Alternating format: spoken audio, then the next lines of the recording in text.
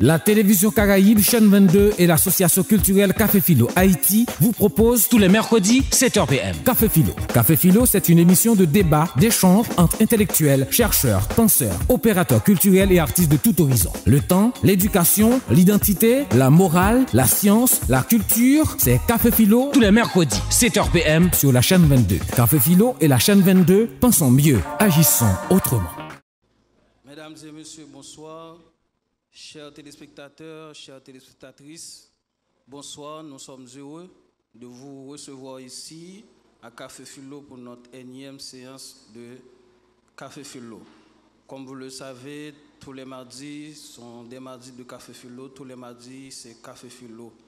Et pour gérer le temps, on va éviter les bavardages. Donc on va commencer directement avec l'hymne national. En ce sens, je vous prie de bien vouloir vous mettre debout pour entonner la dessalinienne. Merci. Le pays pour les ancêtres, marchons unis, dans nos rangs pleins de terre, du sol soyons un maître, marchons unis, pour le pays, pour les ancêtres, marchons unis. Pour le pays, pour les ancêtres, pour le drapeau, pour la patrie, mourir est beau,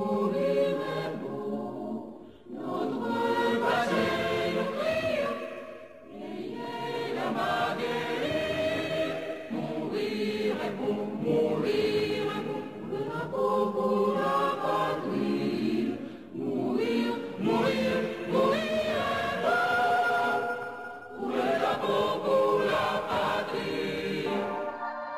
Merci, rassoyez-vous.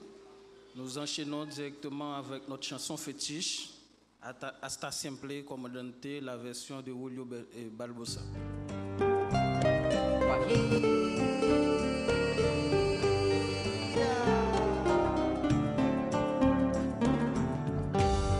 Aprendimos a quererte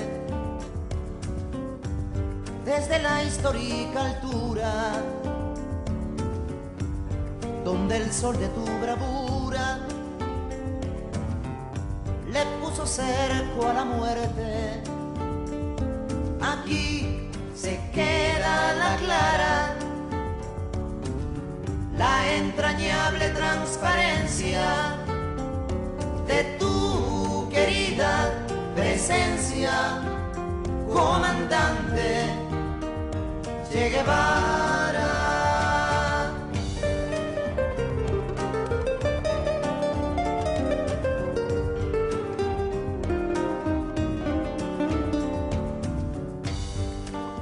Gloriosa y fuerte, desde la historia dispara, cuando todo Santa Clara se despierta para verte. Aquí se queda la clara, la entrañable transparencia de tu querida presencia, comandante Che Guevara.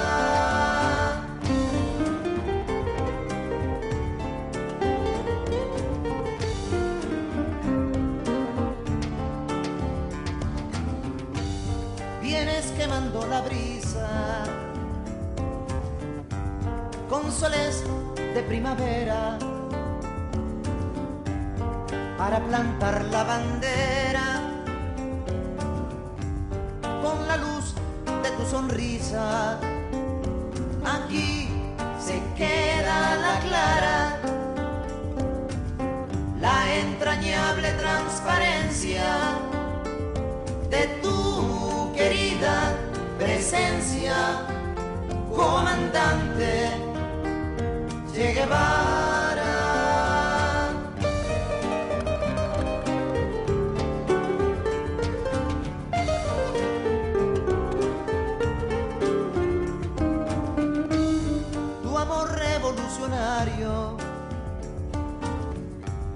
Que conduce a nueva empresa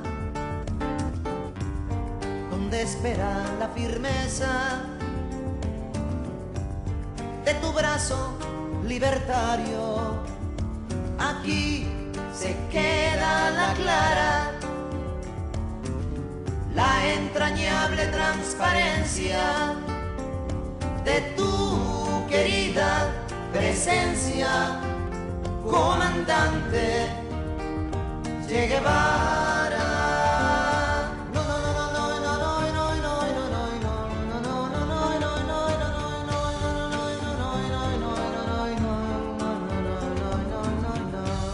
Seguiremos adelante, como junto a ti seguimos, y con Fidel te decimos, hasta siempre, comandante. Aquí se queda la clara, la entrañable transparencia de tu querida presencia, comandante Che Guevara.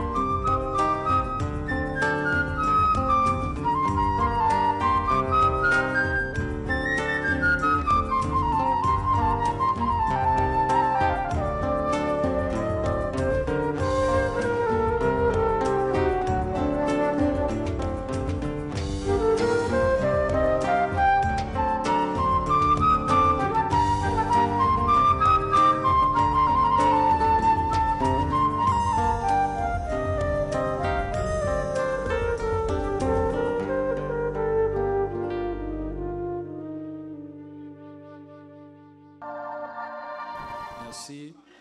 Comme vous l'avez reçu à travers votre portable, le thème qui va être débattu pour ce soir, c'est bien les conséquences du coup d'État du 30 septembre 1991 sur la démobilisation de l'armée. Nous autres à Café Filo, nous croyons dans l'audiovisuel et même si on aura parlé, on aura communiqué sur le thème, mais bien avant, nous allons visualiser une courte documentation avant de passer le micro à notre invité de ce soir, à l'intervenant de ce soir.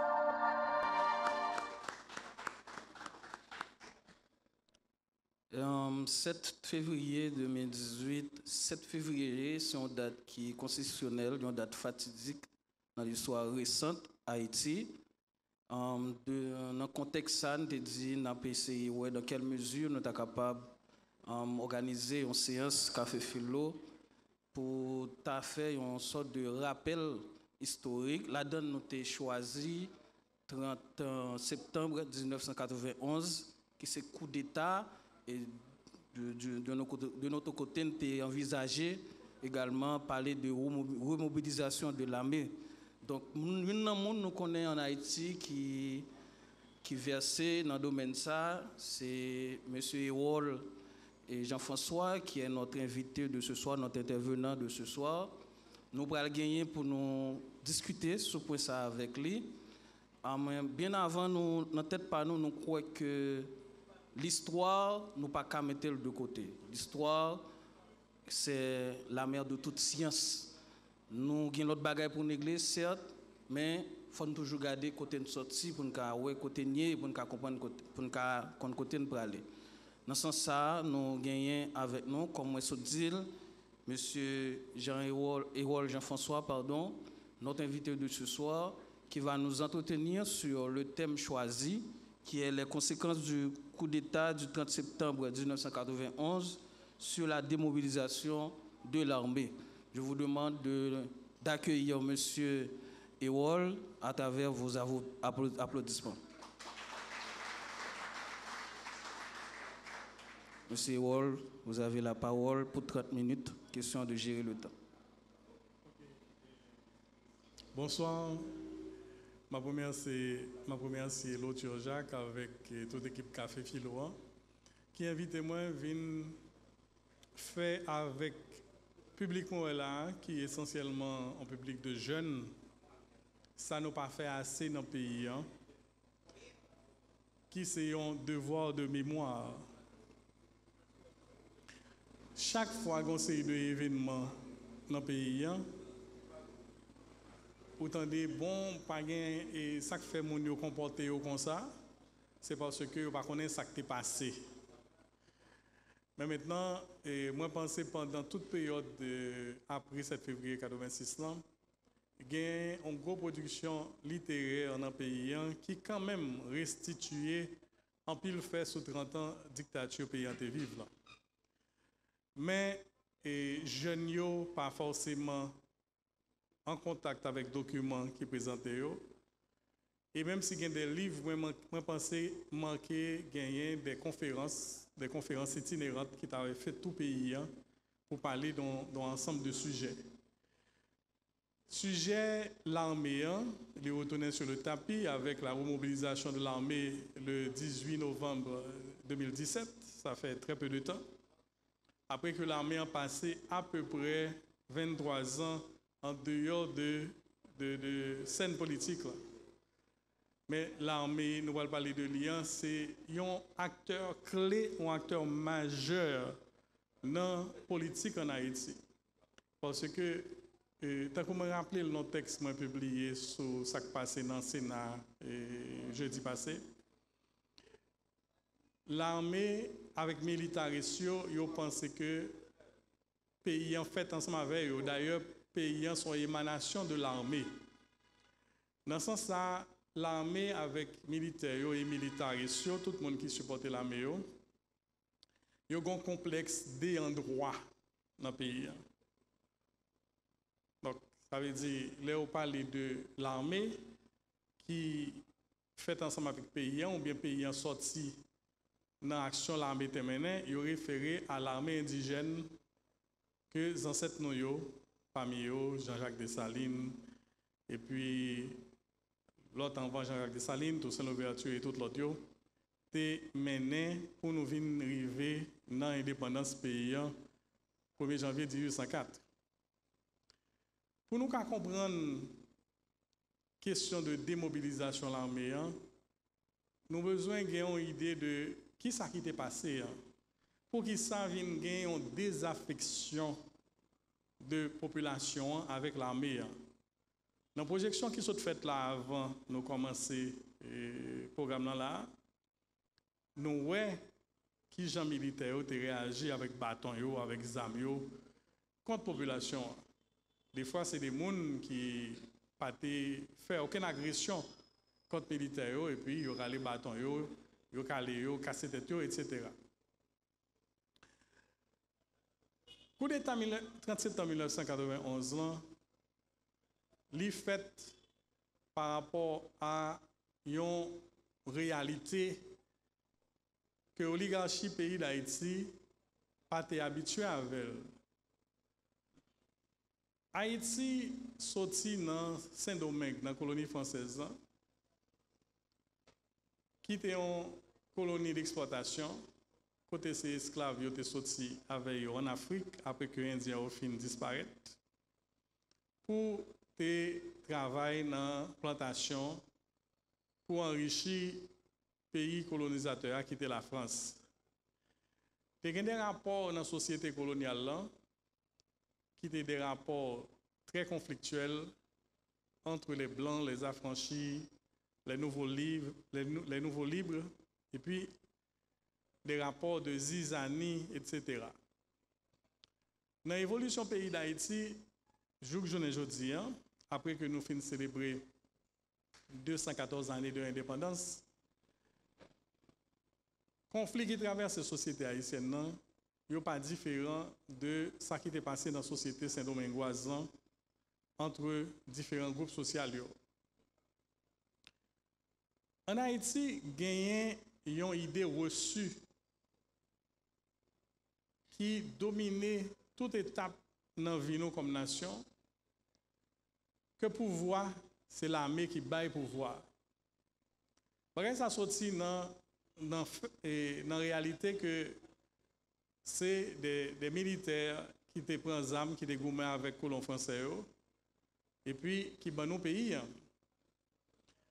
Donc, dans l'histoire du pays d'Haïti, l'histoire mouvementée et agitée du pays d'Haïti, toujours gagné un général, un chef militaire qui arrive au devant de la scène avec troupes, avec force, il paraît devant le Parlement, il fait proclamer le président.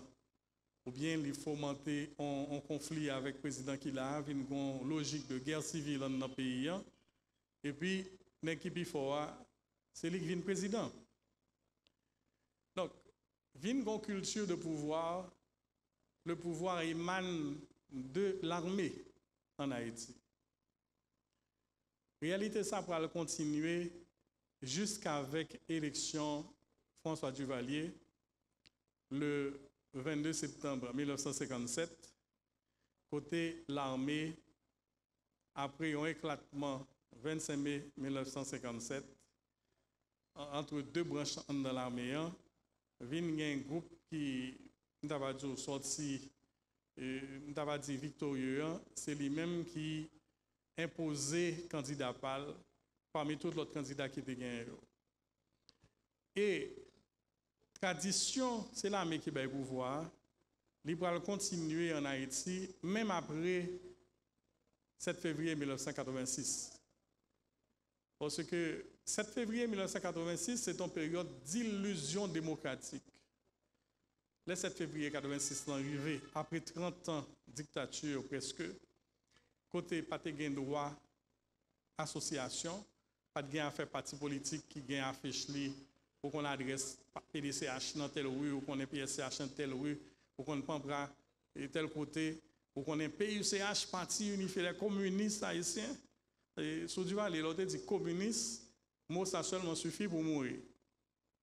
Donc, nous venons en réalité de institutionnalisation de la vie politique à travers les partis politiques.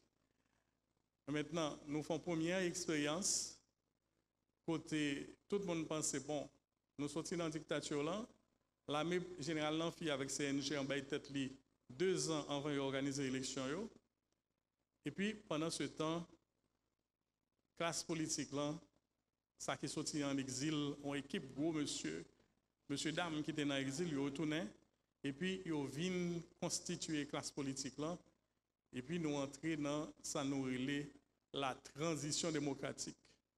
Transition démocratique là qui jusqu'à présent malheureusement nous la donne là. Transition démocratique là, li fait par rapport à qui ça? Par rapport à la référence dictature du Valien qui durait 30 ans. Mais nous connaissons, les gains ont changement pour qu'il fait, changement par exemple facile. Avait dit, groupe moun qui était là, qui depuis l'indépendance gagne des prérogatives, ils ont bénéficié, ils n'ont pas décrété, ils ont croisé bois, et puis ils ont quitté démocrate, ils ont mis au dehors dans l'espace politique. Là. Ça veut dire qu'il y a en pile résistance. Et résistance, ça y est, pour le nous, massacre qui gagne dans l'élection, première élection qui n'a pas le fait, 29 novembre 1987, dans Ruel Vaillant, avec l'autre côté dans le pays, des groupes de militaires assistés de paramilitaires et de groupes du Valérisme à côte, ils ont massacré votants qui étaient un bulletin vote dans devant le bureau de vote dans Ruel Vaillant avec l'autre côté.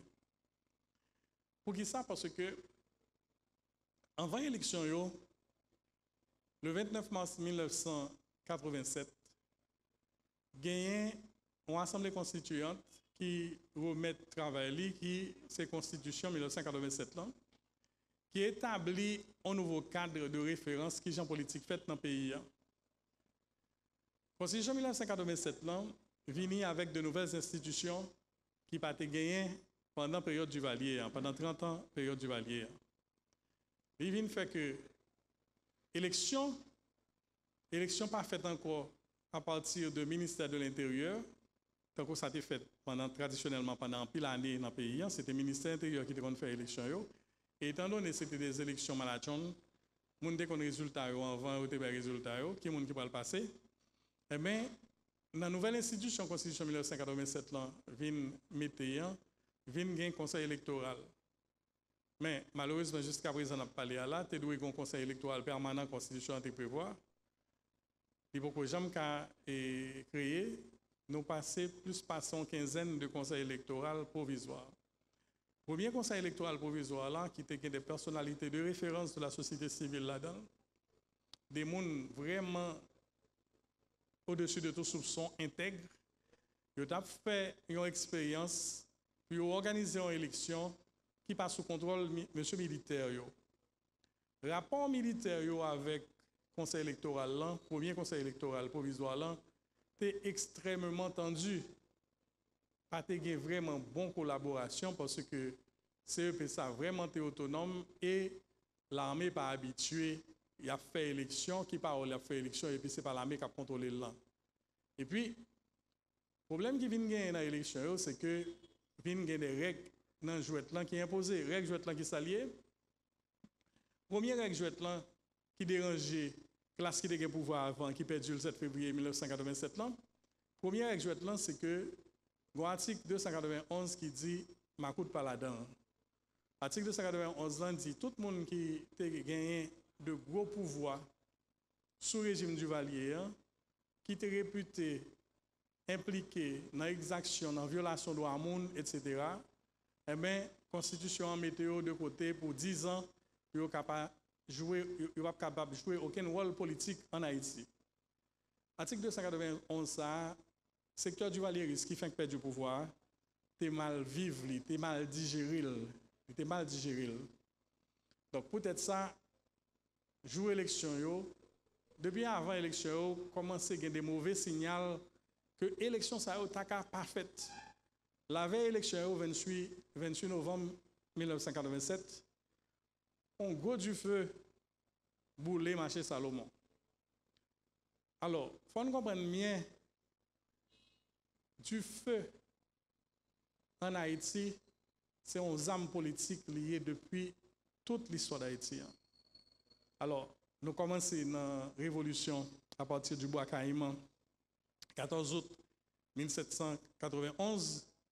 Côté les ancêtres, nous, après cérémonie Bois Caïman, avec serment Bois Caïman, les ancêtres, nous, boulé toute plantation, boulé bien et colon. Et puis, pour être capable de lancer le mouvement révolution.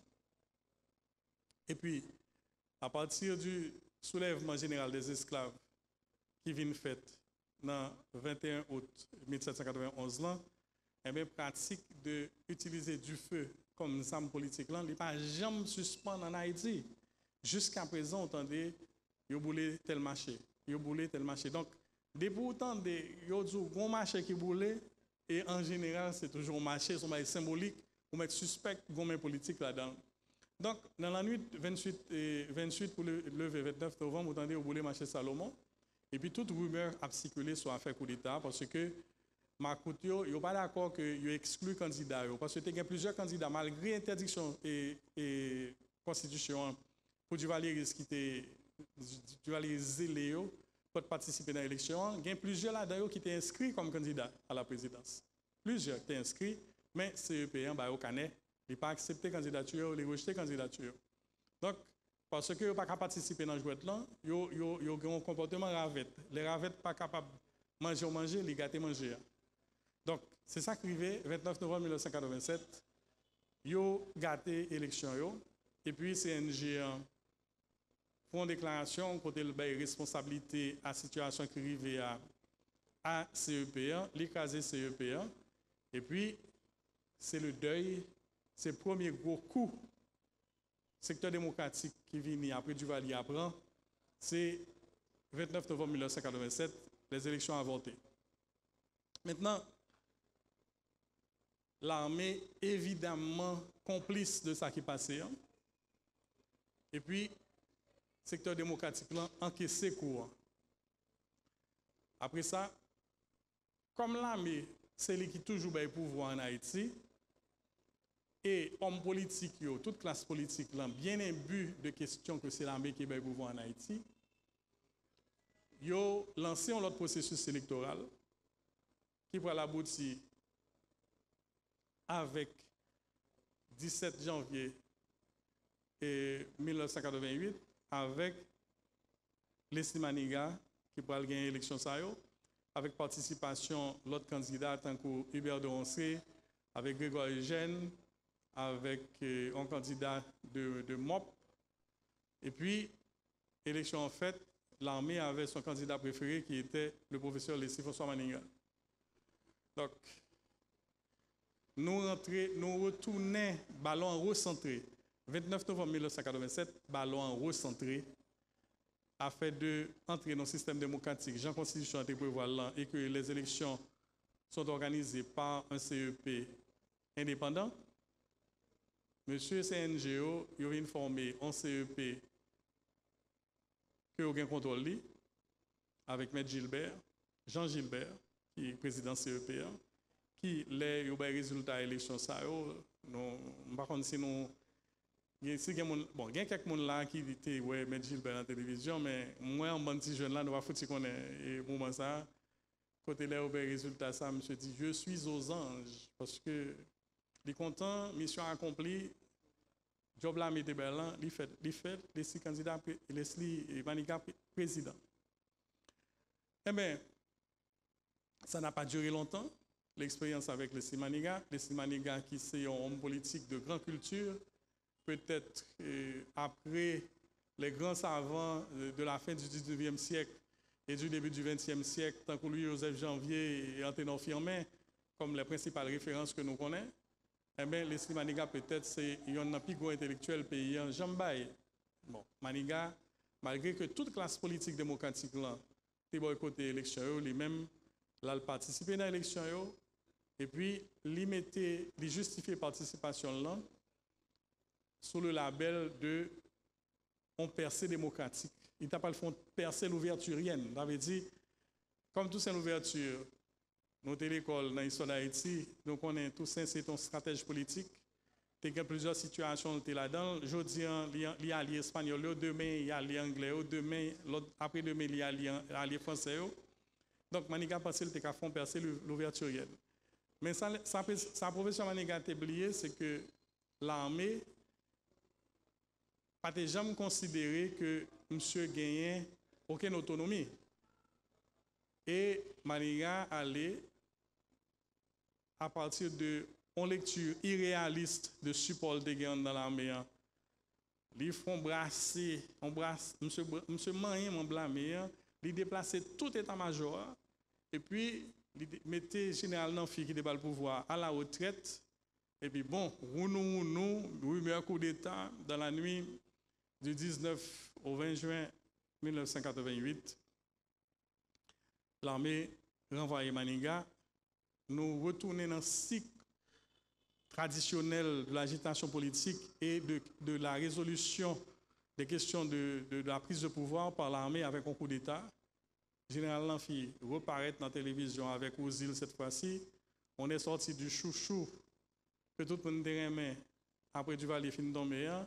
Un amphi qui vient avec Ouzili, et puis nous entrons dans un espace déstructuré, côté militaire, retourner sur le pouvoir, exercer prérogatives. Mais maintenant, l'armée, ce n'est pas encore unie. L'armée a toujours été traversée par un ensemble de conflits. Peu de temps après, ça arrivé le 19 juin 1988, et bien, 3 mois plus tard, le 17 septembre 1988, il y a un groupe de petits soldats, entre guillemets, agités par des officiers de l'armée,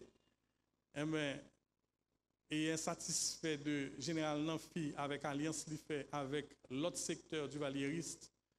Il a parlé de Vingue entre-temps, le massacre le 11 septembre 1988, le massacre de Saint-Jean-Bosco. Côté Père Jean-Bertrand Aristide, qui était dans Saint-Jean-Bosco, qui c'est là, c'était Basli, monsieur était conseiller de prêche, mobilisatrice, côté en pile le monde le dimanche, c'était qu'on a la messe là, et puis monsieur qu'on base l'église ensemble avec lui.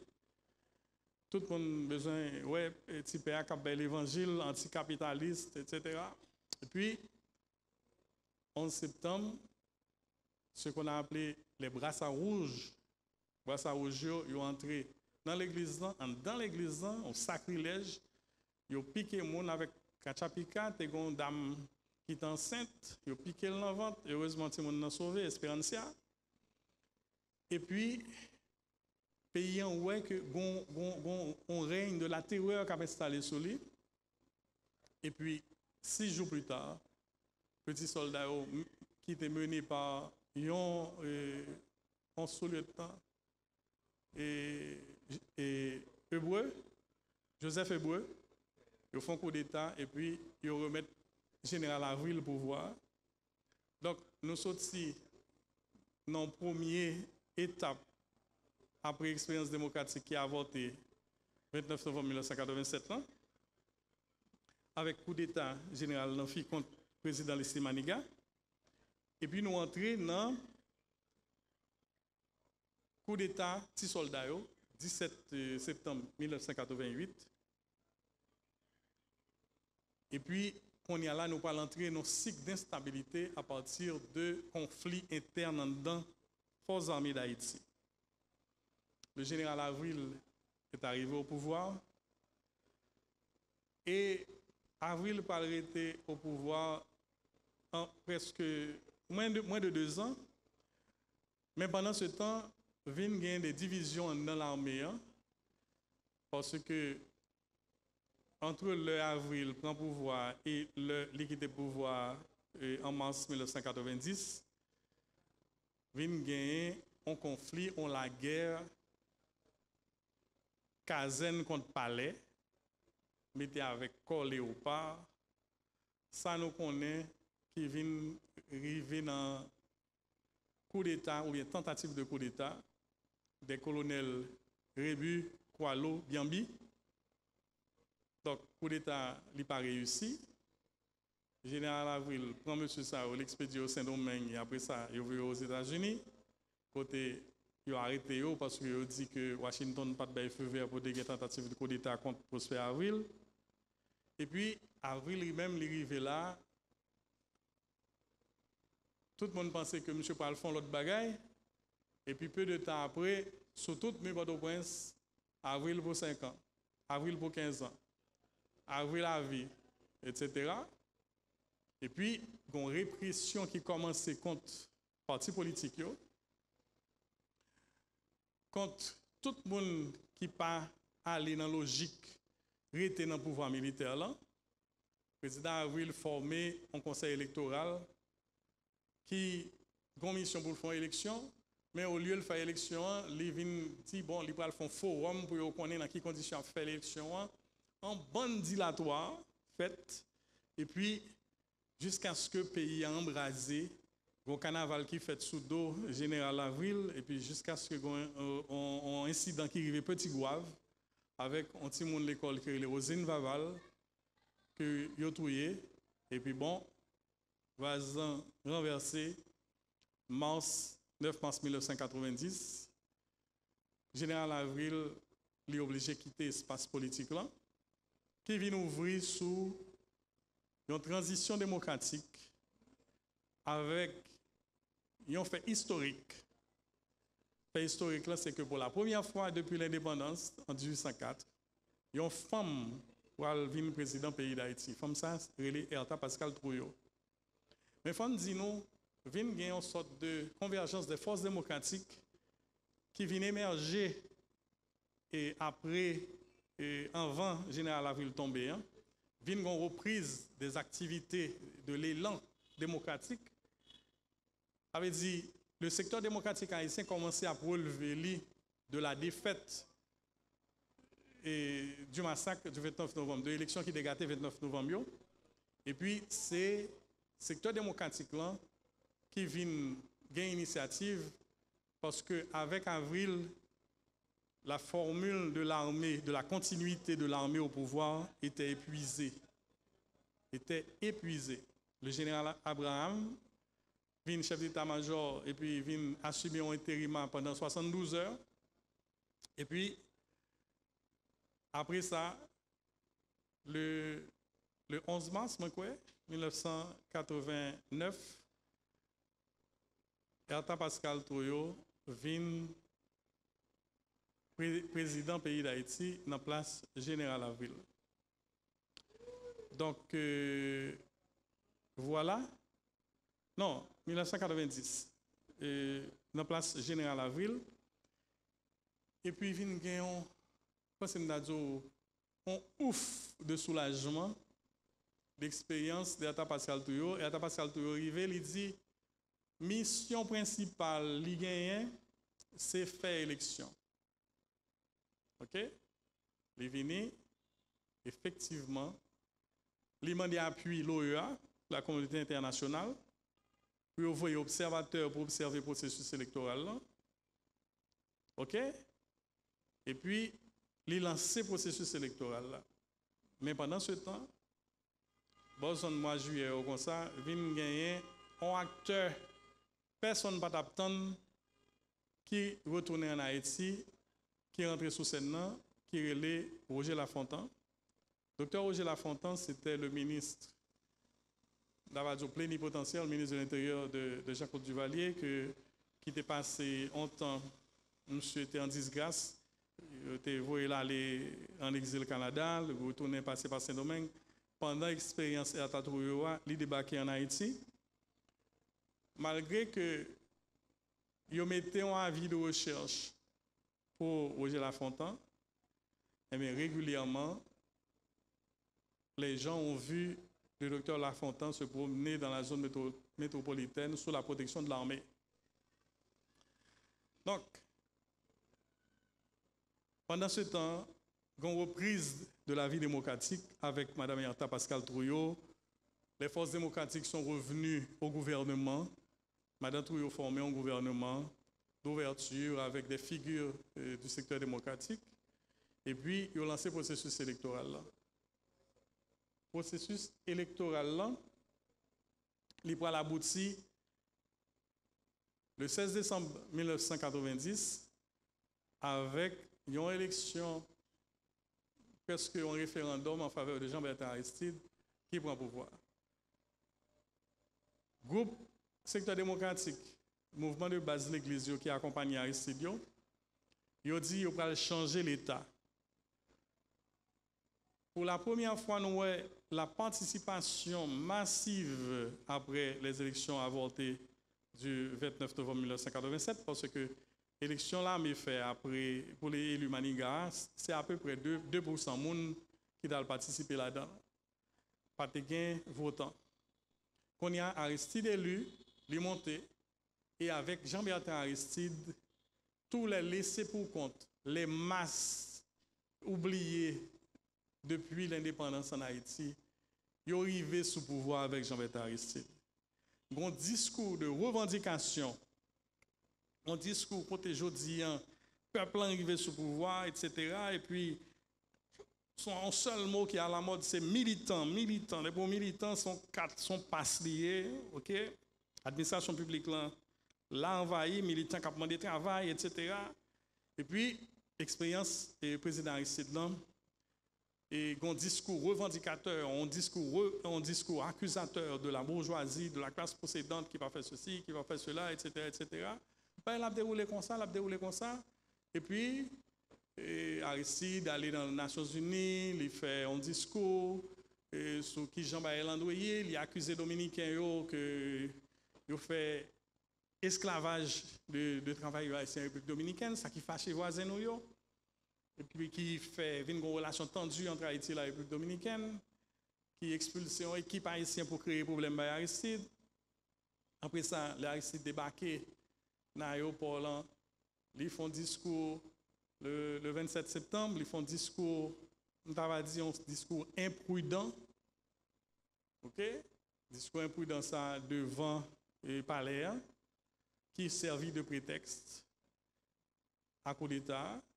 Et puis peu de jours après l'expérience démocratique là, eh ben, l'armée fait coup d'État. Mais il faut dire avant l'armée fait coup d'État, Aristide a formé un gouvernement avec René Préval comme Premier ministre, parce que tout est FNCD qui était mené campagne avec Aristide là, qui était mobilisé le secteur démocratique là, le 4 février, avant Aristide prédécemment, il dit FNCD c'est un chapeau légal.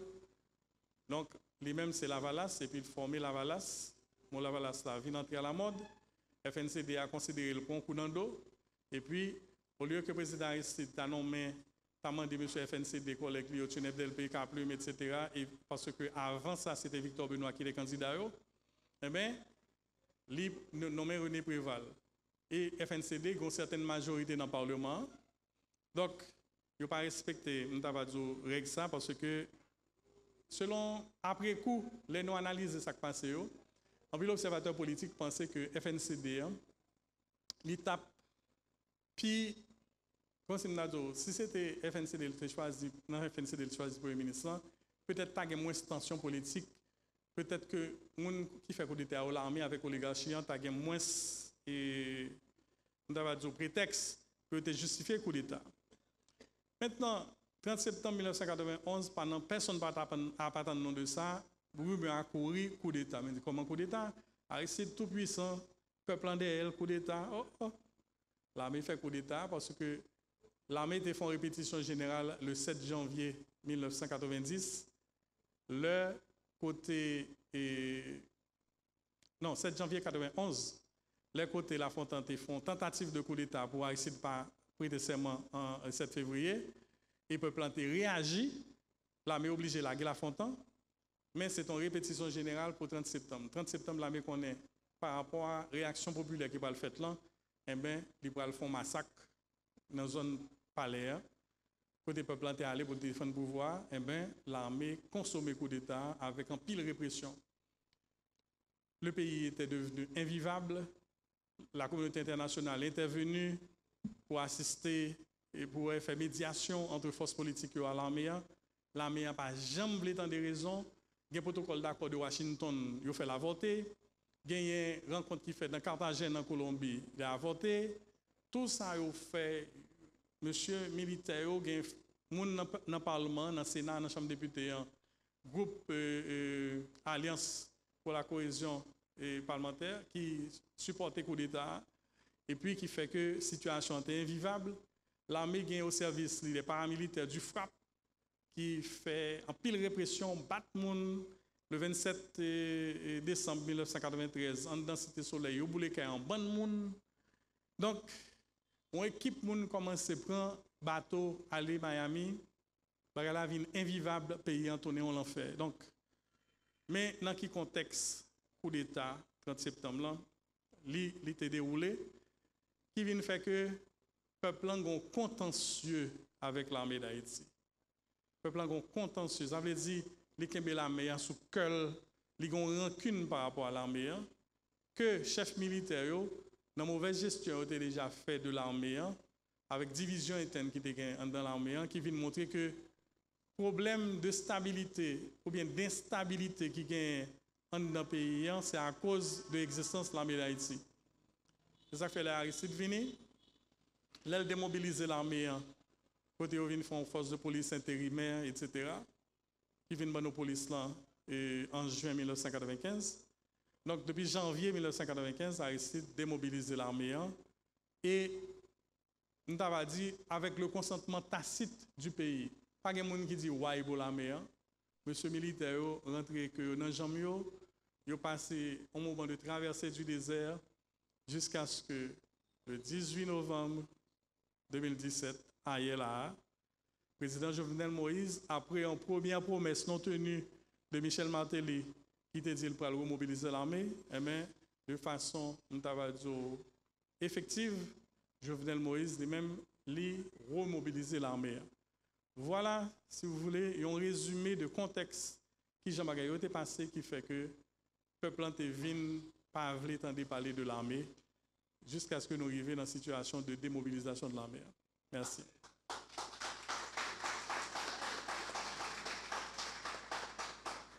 Merci, M. Roger François, pour votre conférence.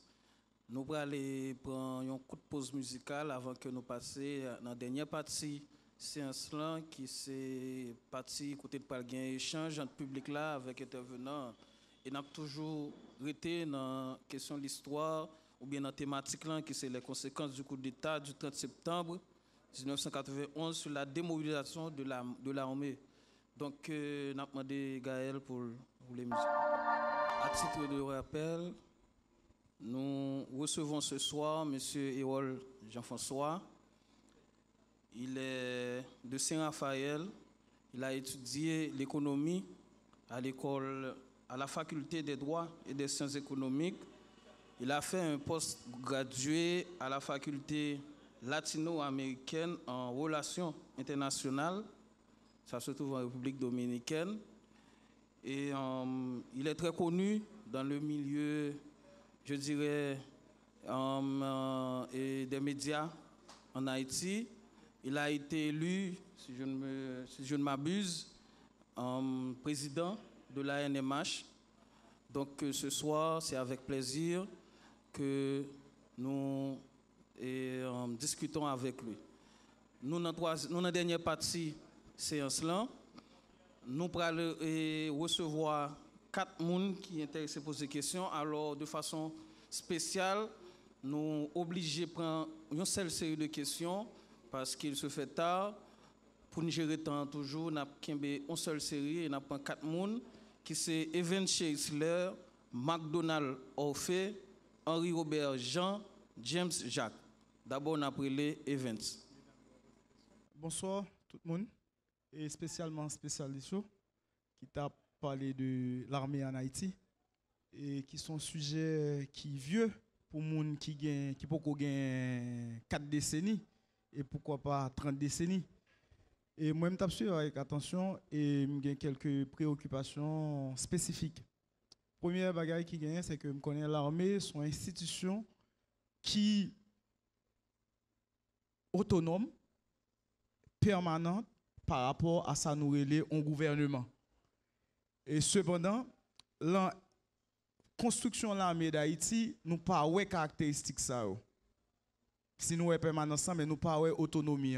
Et c'est peut-être ça pendant tout 19e siècle, nous jouons en Haïti, ça nous relève en politique de la baïonnette, c'est-à-dire un ensemble d'institutions de présidence qui fait par un ensemble de coups d'État.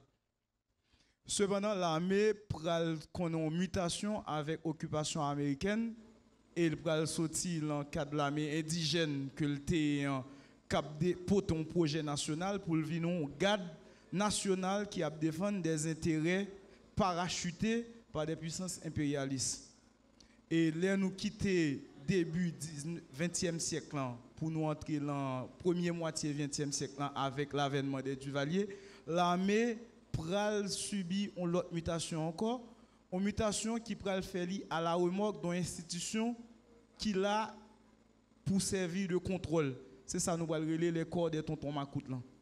Mais sinon on va essayer de regarder l'armée dans perspective léniniste marxiste-léniniste, on a dit l'armée en Haïti et dans certaines sociétés latino-américaines toujours joue un rôle de contrôle de chien de garde des intérêts de la bourgeoisie.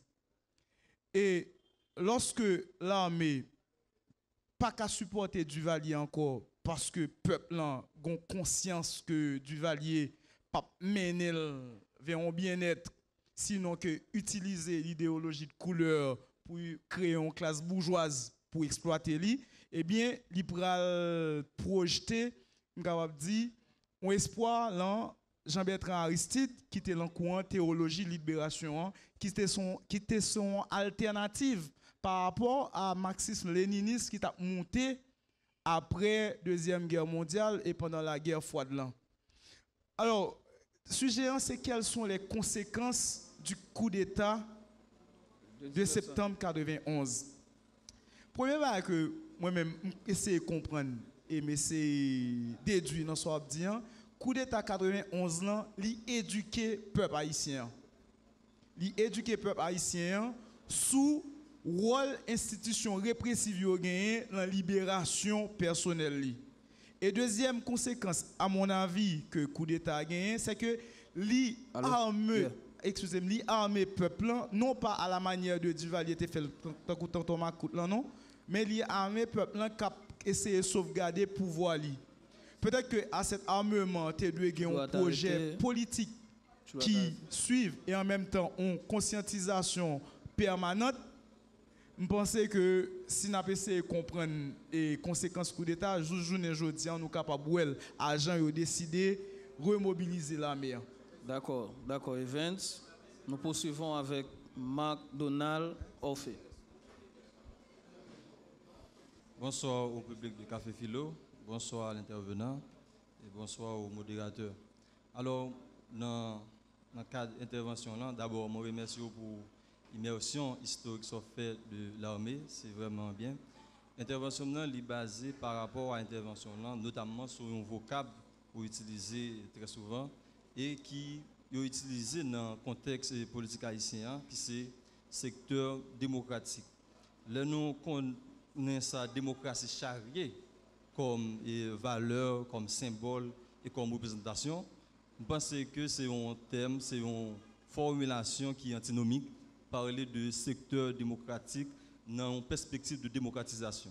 Parce que un secteur, c'est une institution ou bien un groupe qui est limité, alors que démocratie, c'est la prise en charge de tous les secteurs, c'est la prise en charge de tous les antagonismes, que ce soit sociaux ou bien politiques. Parce que nous faisons remarquer ça très souvent, gens nous comprennent les politiques là, ça a façonné imaginaire nous, ça a façonné prise de décision nous. Il y a des groupes dans la société qui tout le temps parlent de secteur démocratique. Non, démocratie n'est pas appartenue à un secteur, mais elle est appartenue à l'ensemble de la population. Et j'espère que des autres ça allait finir parce que ça a vraiment prêté à équivoque les que nous utilisons. Merci. J'appelle Henri Robert Jean pour clore la série. Bonsoir tout le monde, bonsoir Loture, bonsoir Erol. À ce soir, je profite de l'occasion pour me remercier M. Erol Jean-François pour parcours comme journaliste depuis le travail dans la radio Kaimoun jusqu'à ce que le directeur des médias, M. Kembe, en posture, pour un recul par rapport à la réalité socio-politique d'Haïtien qui fait en sorte que n'importe comme homme d'État capable de consulter sur une question donnée en raison de sérénité et équilibre. Merci du fait que vous respectez le code déontologique journalistique là. Et moi merci surtout pour coup d'œil rétrospectif historique qu'on fait sur l'événement 30 septembre. Non. Et même quoi que tout coup d'État toujours une main étrangère derrière, toujours une ambassade derrière. De la même manière que classe politique là tout toujours un blanc derrière tout. C'est ça qui vient envenimer contradictions socio-politiques qui viennent dérouter la population, qui ne fait pas qu'à suivre la classe politique. Là. On a parlé de démobilisation de l'armée. Je me demande si nous avons l'armée ici. Parce que si mission de l'armée, c'est gestion et surveillance frontière, avec comme attribution, c'est le ennemi qui a attaqué le pays, c'est traquer, poursuivre et éliminer. À partir du moment où gagne une force armée qui fait répression, ou pas gagner l'armée, ou gagner une garde nationale. Merci, Mme Raymond, fait différence avec moi. Merci, Henri Robert Jean. Alors, moi, j'ai une question, je vais profiter pour poser M. Eroli. Pendant toute intervention, là, j'ai l'impression qu'on fait retour sur l'origine de l'armée en Haïti. Je ne sais pas si on mettait un pont entre l'armée indigène et la garde nationale, que nous l'armée nationale, que l'armée américaine a créé. Est-ce que pas une différence entre eux-mêmes? Est-ce que tu as strictement même mission? Sinon, si vous avez ou dis-nous avant que nous passions pour réponse. Alors, mettez tout répondre à tous les quatre questions. Ça. OK. Et conséquences coup d'État, pour répondre à premier ami qui pose la question, conséquences de coup d'État, jusqu'à présent, on a payé conséquences coup d'État. Ce n'est pas l'armée seulement qui paye les conséquences coup d'État, par le fait qu'ils viennent démobiliser les pays en paye les conséquences coup d'État dans cher li. Parce que il y a une conséquence immédiate coup d'État pour la communauté internationale là, qui devient arbitre entre parties en conflit. Il a décrété un embargo sous pays. L'embargo ça vient faire classe moyenne pays d'Haïti avec tout le monde dans le pays d'Haïti, détenteur de pouvoir économique et de pouvoir d'achat, viennent décapitaliser parce que, imaginez un petit pays dans le pays d'Haïti, qui à partir du 7 février 1986 et la bamboche démocratique vient ouvrir vente pour importation produits sortis à l'étranger venant dans le pays, avait dit qu'ils créent une habitude de dépendance de produits étrangers la Caïnon, qui viennent néfaste à la production nationale. Nous sommes des conflits qui viennent gagner entre Dury Miami avec Dury Latibonite jusqu'à ce que on le paysan Latibonite au barré route nationale numéro 1 pour empêcher cargaison de riz passer. Donc nous venons ouvrir vente nous venons changer l'habitude de consommation et puis tout d'un coup bloc yo fait même vanne produit ça yo nous devons dépendre de yo nous pas importer encore avec un embargo international là. Qui ça qui arrivé les embargo arrivé comme nous sommes pays qui partager une île avec un autre pays qui voisin nous, la République dominicaine, eh bien, la République dominicaine a tourné un ballon d'oxygène pour le pays d'Haïti. Tout produit qui était sous embargo, tant que pétrole, est venu en contrebande.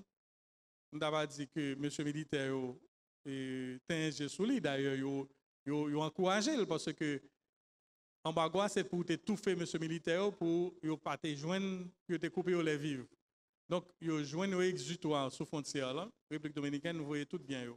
Mais qui conséquence embargo vient non seulement nous décapitaliser, côté moun vient acheter galon gasoline à l'époque à 130 gouttes, ok? On va y sortir de 40 gouttes ou vient acheter ou bien 40 gouttes ou moins, ou vient acheter la 130 gouttes. Eh bien, l'IVIN fait que moun fait des exercices pour fonctionner, pour gagner bateau et puis pour capable vaquer à l'activité. Ça vient créer qui ça? Dominicains, qui depuis 1900, dans les années 80, ils ont un objectif dans la tête pour produire pour l'île entière. Parce qu'avec l'instabilité politique en Haïti, les Dominicains ont rendu compte que nous-mêmes, ici, nous n'avons pas fait production, nous n'avons pas fait industrialisation. C'est politique qui intéresse. Pendant la fait politique, instabilité, coup d'État, et l'autre bord, eux-mêmes, l'objectif, c'est produire pour alimenter le marché qui, en République dominicaine et marché haïtien. Ils produisent pour deux peuples, pour l'île entière. Et finalement, les Dominicains ont réussi dans cet objectif, qui fait que aujourd'hui, produits dominicains envahissent nous. Aujourd'hui, nous achetons pour plusieurs milliards de dollars de produits dominicains et nous presque pas de Dominicains en rien. Donc, vin gagner une dépendance de marché haïtien de produits dominicains. L'économie haïtienne est déstructurée net. Haïti, c'est le deuxième importateur de produits dominicains, si ce n'est le premier importateur quand on considère le commerce informel qui se fait sur la frontière, toute la contrebande, etc. Donc, mais on a une conséquence et coup d'État par rapport à la sous-population au-delà de l'institution militaire. Donc, ça, c'est pour répondre à premiers amis qui te posaient question. Maintenant, l'expression secteur démocratique, alors moi, et les amis ont posé question, c'est parce que c'est hier ou bien avant-hier, il y a un monde justement qui révoltait, même j'avais lui-même, par rapport à l'expression secteur démocratique. L'expression secteur démocratique, c'était par rapport à qui ça? C'était par rapport à secteur Macoute, c'est par rapport à secteur qui t'a supporté la dictature, c'est par rapport à secteur militaire. Là. Donc, ça veut dire, nous tous qui dans la société civile, mon autre concept encore, la société civile. Là, on dit société civile en Haïti, tout le monde pense à l'initiative de la société civile que le professeur Onide Roche a dirigé. Et la balance qui t'a manqué humour par rapport à la société civile, là, pendant la crise 2001-2004, ils viennent parler d'une société civile majoritaire versus société civile minoritaire. Donc, la société civile, c'est l'ensemble des citoyens qui ne fait partie de pouvoir, qui ne pas dans l'État. C'est nous tous qui sommes société civile, c'est l'ensemble des citoyens. C'est même le secteur démocratique, c'est nous tous qui sommes secteur démocratique. C'est-à-dire, le secteur démocratique, c'est les forces organisées de la société civile qui, les partis politiques, les organisations socio-professionnelles, les syndicats, toute organisation paysanne et toute organisation de masse populaire, les organisations populaires, C'est ça qui constitue société civile là, plus secteur démocratique là. Le secteur démocratique, c'est à l'opposé du secteur anti-progressiste, ok, anti-populaire. Donc, personne prend ombrage là au parler du secteur démocratique là, comme si c'est monde de référence qui dans l'organisation qui a essayé de structurer la vie démocratique là, qui a bal vie, tant que forum ça qui là, forum Café Philo, son forum de débat du secteur démocratique. Dans le dernier livre moi publié qui est les citoyenneté et état de droit en Haïti, moi cité Café Philo comme espace de débat. Parmi tant d'autres espaces, tant que espace forum libre du jeudi de Arnold Antonin Centre Pétion Bolivar, tant que Cresfed, avec un bon lot centre côté moun vinn parler, il y a 7 éditions qui ont forum, qui ont espace en face Sacré-Cœur pour faire des débats, etc. Donc, c'est ça qui, là on parlait de secteur démocratique là. Là, on dit secteur démocratique, c'était en opposition à secteur force anti-changement ou bien force réactionnaire par rapport à régime qui était là, régime Duvalier qui était là, qui était un régime antidémocratique. Donc, c'est ça pour les amis en comprendre. C'est pas comme si nous avons son bagage la démocratie, son bagage globalisant, oui, son bagage globalisant, mais il y a des organisations qui interviennent dans l'espace démocratique, qui structurent l'espace démocratique, là, des organisations militantes. Quand on prend UNO, par exemple, qui là depuis longtemps, qui a fait revendication pour professeurs, etc. Là, on prend et groupe Paysan Papa et Chavan Jean-Baptiste. Tant d'autres groupes, là, on prend Conan, là, on prend Initiative Société Civile, là, on prend toutes, par exemple, les organisations droits mondiaux, différentes plateformes d'organisations droits mondiaux qui défendent, qui font militantisme pour défendre une bonne cause. Là, on prend le cabinet avocat international de M. Mario Joseph qui accompagne les gens qui sont victimes de choléra. Là, on prend RNDH, POHDH, tout l'autre, là, on prend le mouvement féminin, le mouvement féministe, avec bonne organisation qui est dans le mouvement féministe. Donc, il y a des leaders qui sont porteurs de changement, ça, qui sont de revendications sociales. Donc, c'est un monde de toute organisation, c'est des porte-parole, c'est des personnalités de référence, c'est des têtes de pont. Mais là, on parle de société, de secteur démocratique, c'est l'ensemble de ces organisations et de la population qui constitue le secteur démocratique. Là. Et puis, l'armée par rapport à la garde nationale. Maintenant, l'armée d'Haïti sorti dans le vente américain après 1915.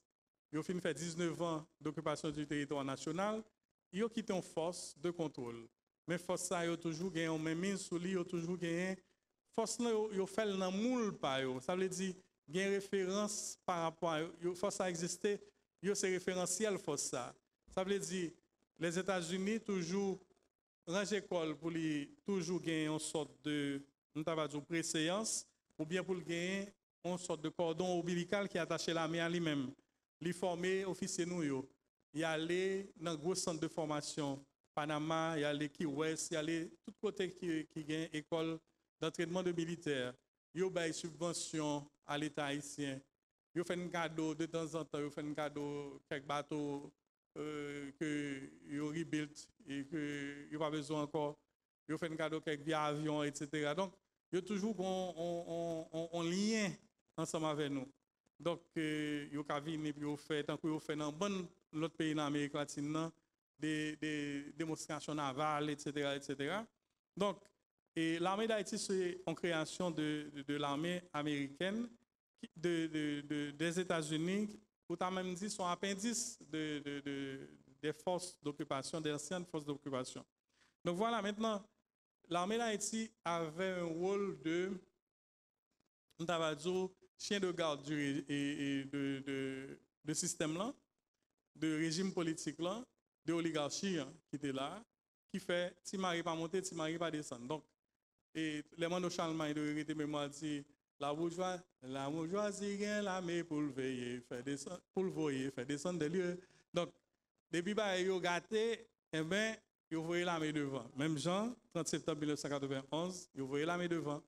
Vin recentrer ballon, mettez l'ordre dans des ordres entre guillemets. Voilà, donc c'est rôle ça l'armée de gain. L'armée n'a pas déjà gagné un rôle de garde nationale, tant que par exemple, le président Jovenel Moïse dit l'armée a un rôle de les gains catastrophes, les ceci, les cela, etc. En tout cas, nous là, nous avons gardé, nous avons suivi. Gardez pas pour léger, nous avons suivi. Et maintenant, l'armée indigène par rapport versus garde nationale, l'armée indigène, c'est une armée révolutionnaire, c'est des esclaves après plus que 3 siècles d'exploitation coloniale et d'esclavage, et puis ils ont révolté, et puis ils ont vu un pays. C'est-à-dire l'essence, l'émanation de l'armée, c'est une armée qui sortit à partir d'un contexte de soulèvement qui sortit soulevé à partir du serment de Bois-Caïman du 14 août 1791 avec le soulèvement général des esclaves dans la nuit du 21 au 22 août 1791 qui vient un mouvement révolutionnaire. Nous menons une longue guerre d'indépendance pendant 13 années face à Français jusqu'à ce que les culminés à Vertières le 18 novembre 1803 par la victoire des insurgés de l'armée indigène sur la force d'occupation française. L'une des plus grandes armées de l'époque qui ont une véritable révolution qui, pendant le livre d'histoire universelle, que ont occulté parce que c'est une impertinence nous fait. Maintenant, l'armée qui était formée par les Américains, dans perspective de domination de l'impérialisme, pas gagné pour louer avec l'armée indigène. Donc, moi, je pense que ça doit être clair pour tout le monde.